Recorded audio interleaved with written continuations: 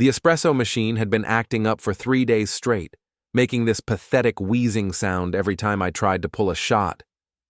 Brielle kept nagging me to call a repair guy, but honestly, fixing things myself was one of the few pleasures I had left in this picture-perfect suburban nightmare we called home.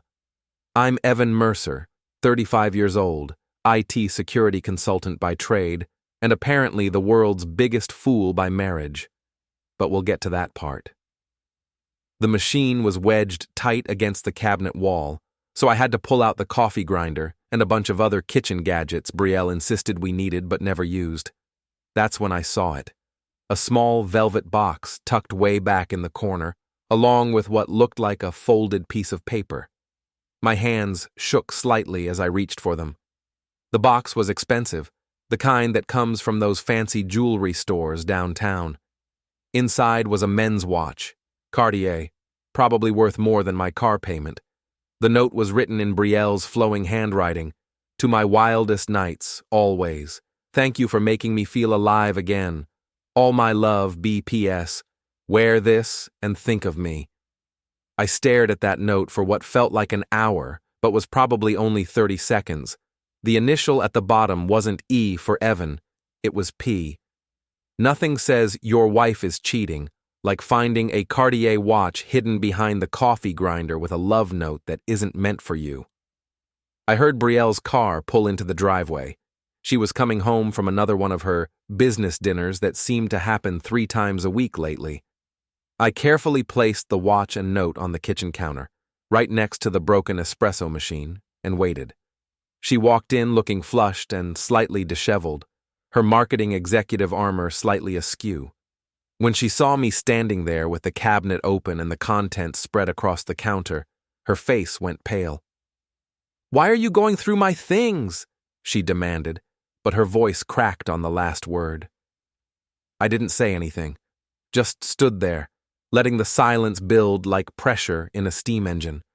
Then I picked up the note and the watch box, holding them out toward her.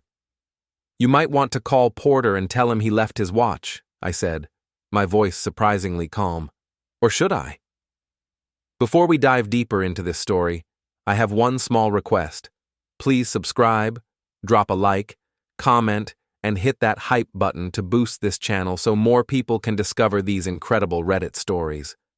Porter Kellor owned CrossFit Revolution downtown, one of those trendy fitness places where people paid ridiculous money to throw around heavy objects and pretend they were warriors. I'd met him exactly twice at Brielle's work functions. Both times he'd given me that condescending handshake that said he thought I was soft. Turns out, gym rats are terrible at operational security. I walked into his place the next morning wearing my oldest jeans and a faded t-shirt, looking like exactly what I was, a computer guy who spent too much time behind a desk. Porter was in the middle of showing off for a group of his regulars, doing some elaborate boxing combination on a heavy bag. "Evan," he called out when he spotted me, way too loud and way too friendly. "Didn't expect to see you here, buddy. Finally ready to get in shape?" The entire gym went quiet. I could feel a dozen pairs of eyes watching this little drama unfold. "Actually, I was hoping you could teach me some of those boxing moves," I said, keeping my voice casual. "Brielle's always talking about how impressive you are with your hands." His smile faltered for just a second, but he recovered quickly. "Sure thing, man. Always happy to help out a friend." He led me over to the sparring area, wrapped my hands, and gave me a quick rundown of basic defensive positions. The whole time he was talking, I could see him sizing me up, probably thinking this was going to be easy. "Ready to give it a try?" he asked, pulling on his own gloves. "Ready as I'll ever be." The first round, I let him have his fun. Took a few light shots, stumbled around a bit, played the part of the clumsy amateur. Porter was eating it up, showing off for his audience, probably already planning how he'd tell Brielle about schooling her pathetic husband. "You're doing great," he said during the break, loud enough for everyone to hear. "Just need to work on your footwork." "Thanks for the tip," I replied. "Mind if we go one more round? I think I'm getting the hang of it." What Porter didn't know was that I'd spent 2 years learning Krav Maga from my mentor, a retired detective named Hal, who believed every man should know how to defend himself. Hal had taught me that the best fights are won before your opponent realizes you're actually fighting. The second round started the same way, with Porter dancing around, throwing lazy jabs, enjoying his dominance. Then I stepped inside his guard and landed a sharp body shot right below his ribs, followed immediately by a knee to his solar plexus. Porter doubled over, gasping, his face red with embarrassment and lack of oxygen. I leaned in close, my voice barely above a whisper. "Next time, keep your hands off what's not yours." The gym was completely silent now. Porter tried to laugh it off, but everyone could see he was shaken. I unwrapped my hands, thanked him for the lesson, and walked out. By the time I reached my car, I could hear the murmur of voices starting up behind me. News travels fast in places like that. 3 days later, Miles called me in a panic. Miles Harron was my best friend since college, an accountant with a good heart and a tendency to trust people too easily. Apparently, that trust was about to bite him in the rear. "Evan, I think I messed up," he said when I picked up the phone. "Brielle asked me to help her with something, and now I'm not sure it was legitimate." I was sitting in my home office, 3 monitors glowing in front of me, running security scans on client networks. "What kind of help?"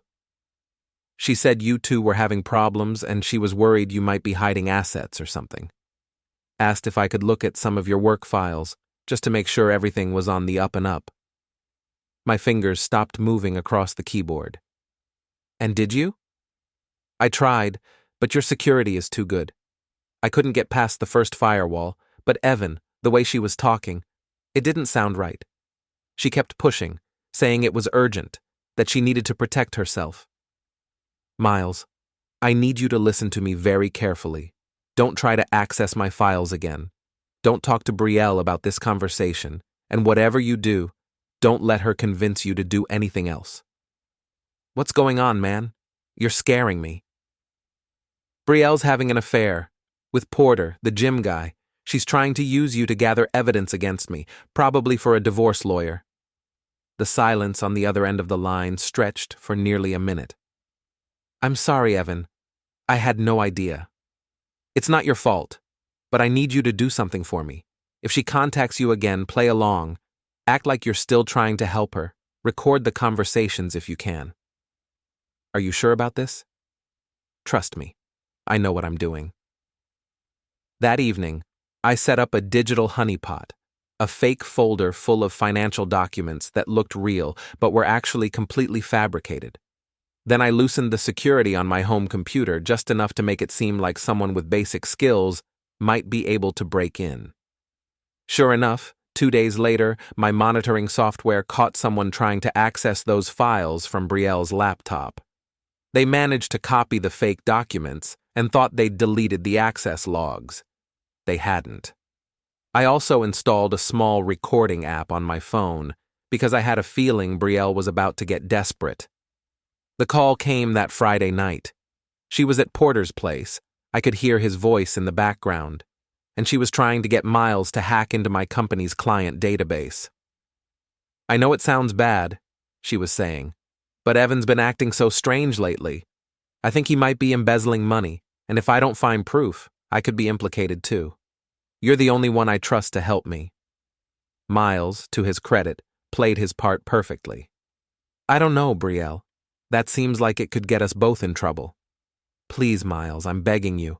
Our marriage is falling apart, and I need to know what I'm dealing with. Just a quick look, that's all." By the time she hung up, I had everything I needed. Brielle, attempting to manipulate my best friend into corporate espionage, with Porter coaching her in the background. IT security has its perks. Brielle's parents lived in one of those sprawling suburban estates where everything was perfectly manicured and completely soulless. Richard and Margaret Torrin were the kind of people who measured success by the thread count of their dinner napkins and the vintage of their wine cellar. They'd never liked me much. I was too blue-collar for their taste. But they tolerated me because I made decent money and didn't embarrass them at social functions. That was about to change. "Evan, so good to see you. Margaret said as she air-kissed my cheek. Brielle says you've been working too much lately. Just trying to keep up with the bills, I replied, following her into their dining room. Dinner started normally enough. Richard droned on about his golf game, Margaret complained about the help, and Brielle sat there looking increasingly nervous as the evening progressed. She kept checking her phone, probably waiting for messages from Porter. Actually, I said during a lull in the conversation, I brought something I thought you might want to see. I pulled out a manila envelope and placed it on the table next to the salad course. What's this? Richard asked, adjusting his reading glasses. Evidence that your daughter has been having an affair. The silence that followed was so complete I could hear the grandfather clock ticking in the hallway. Margaret's fork clattered against her plate. Excuse me? I opened the envelope and spread out the contents, photos of Brielle and Porter together, printouts of their text messages, and the original love note from the watch box. This is Porter Kellor, I said, pointing to one of the photos. He owns a gym downtown. Brielle's been seeing him for at least 3 months. Richard's face turned an alarming shade of purple. Brielle, is this true? Daddy, I can explain. Can you explain this? I handed him the note. Or this. I showed him a screenshot of a text where Brielle told Porter she loved him. Margaret snatched the photos from her husband's hands, studying them with the intensity of a forensic analyst. This man looks like a common thug. Mother, please, don't you mother me, young lady. We raised you better than this. Margaret turned to me, her voice surprisingly sympathetic. Evan, I'm so sorry, I had no idea. Richard was already reaching for his phone. I'm calling our lawyer. Daddy, wait. Wait for what? You've humiliated this family, Brielle. You've humiliated your husband. And for what? Some muscle-bound nobody? The evening deteriorated rapidly from there. By the time I left, Brielle was in tears. Her mother was threatening to cut her off from the family trust, and her father was talking about changing his will. As I drove home, my phone buzzed with a text from an unknown number. You'll pay for this. I smiled and forwarded the message to my lawyer. The charity gala was Margaret's pet project, a fundraiser for the local children's hospital that drew all the right people from our social circle. Brielle had been planning to attend with Porter as her date, thinking her parents' anger would blow over by then. She was wrong. I arrived alone, wearing my best suit and carrying a laptop bag. The event was being held at the community center, complete with a stage, projection screen, and silent auction tables. Evan, called out Mrs. Landis, our neighbor. She was a sweet older woman who always seemed to know everything that happened in our neighborhood. How lovely to see you. Where's Brielle? She'll be along shortly, I said. Actually, I was wondering if I could borrow the projection system for a few minutes. I have a presentation about digital security that I thought might interest people. The event coordinator was happy to help. Anything for a last-minute speaker to fill time while people browse the auction items. I connected my laptop to the system and waited. Sure enough, Brielle and Porter arrived about 20 minutes later, both dressed to the nines and acting like nothing had happened. Ladies and gentlemen, I said into the microphone, I'd like to share some information about digital privacy and security. The first slide was innocuous enough, basic tips about password protection. But then I clicked to the second slide, which showed a screenshot of Brielle's text messages with Porter. The room erupted, gasps, shocked murmurs, the sound of chairs scraping as people turned to stare at Brielle and Porter. As you can see, I continued calmly, people often think their private communications are secure, but digital infidelity leaves a trail that's surprisingly easy to follow. The third slide showed photos of them together. The fourth contained Porter's messages to other women. Apparently, Brielle wasn't his only conquest. Brielle was pushing through the crowd, trying to reach the stage. Porter had already fled toward the exit, chased by several angry husbands who recognized their wives' phone numbers in his contact list.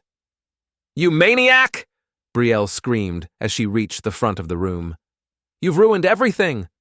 Security stepped in before she could reach me, but the damage was done.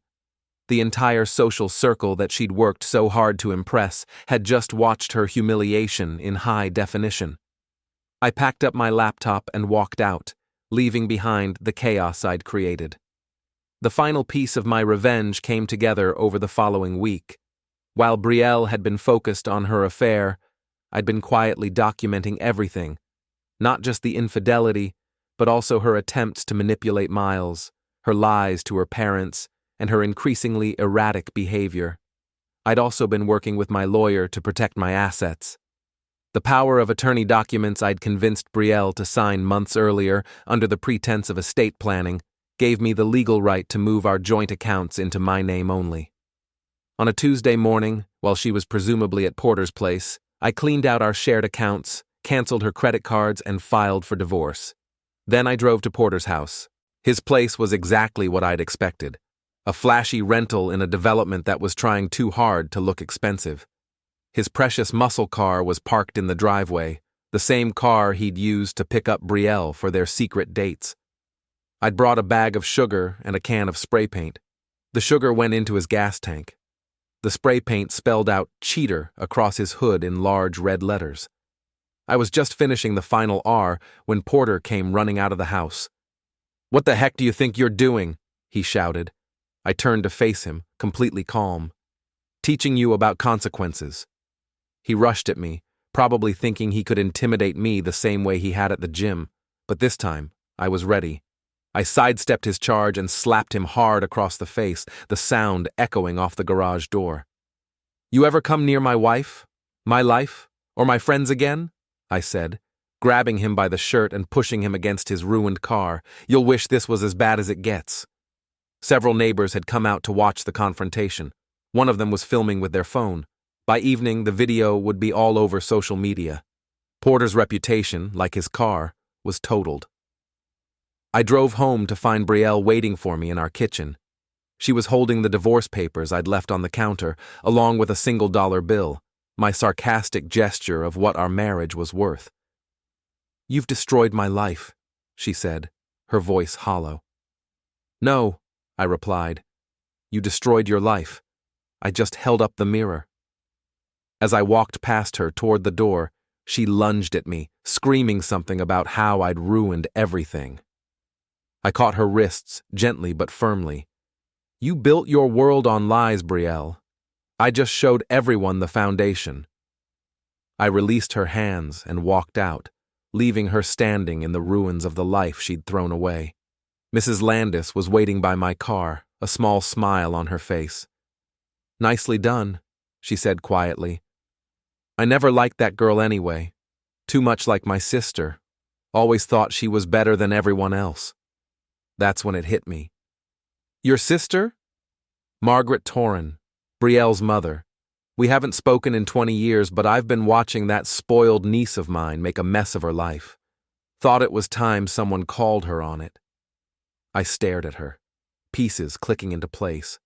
All those times Mrs. Landis had mentioned seeing Brielle leave at odd hours, her casual comments about strange cars in our driveway, she'd been feeding me information all along. "Why?" I asked. "Because you're a good man, Evan, and she never deserved you." I got in my car and drove away, leaving Brielle's world in ashes behind me. In my rearview mirror, I could see her on the front lawn, surrounded by neighbors who had come out to watch the final act of her public downfall. My revenge was complete.